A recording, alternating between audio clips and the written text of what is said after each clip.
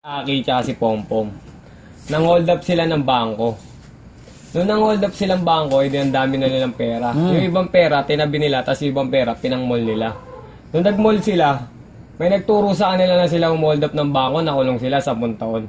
Nang makalaya sila, sabi ni Pompom kay Aki, Aki, magbagong buhay na tayo. Sabi ni Aki, pero paano?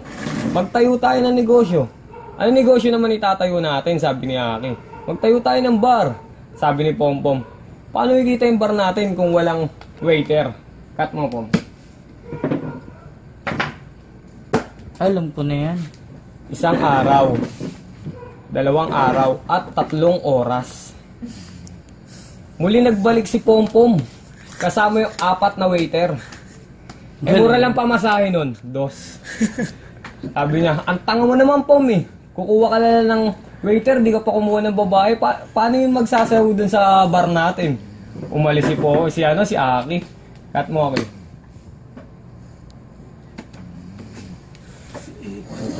Isang araw, 2 araw, at 3 oras. Muli nagbalik si Aki. Kasama yung 4 na babae. Mura lang pamasahe. 2. Sabi niya, ayan na, po, meron na tayong babae. Sabi ni Pompom, ang tanga mo naman eh. Kukuha ka na lang ng babae, di ka pa kumuha ng banda. Paano magsasayaw yung mga babae natin walang banda? Umalis si Pompom. Cut, Pom. 1 araw, 2 araw, at 2 oras. Muli nagbalik si Pompom, kasama yung banda, alas. Mura lang pamasahe. 2.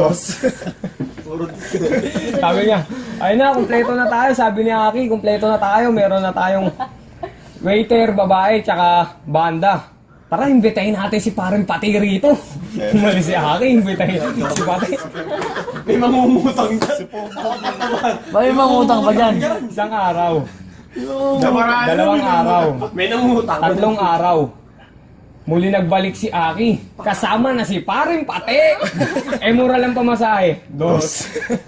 Tapos nagkatanungan na. Aki, ilang taong ka na? 36. Ikaw, Pom, 45. 7 anak, 4 na bakla, 3 tomboy. Ito nga pala pangalan ng bar natin, 678. Pom, magkano kinita natin? 50. 50 lang kinita natin, Aki. Tama ba, pre? Kulang. 50. Kulang ba? Oy, Pompom, huwag mo nang upitin yung 2,500. Akala ko makakaligtas yung 2,500 eh. Galing. Tara, magkasino na lang tayo sa 768. Sugarol si Aki. May 3 hari ng pusoy sa table 4. Ito barahan ng kalaban. Ito barahan nyo. Nanalo kayo, royal kayo, pre. Galing.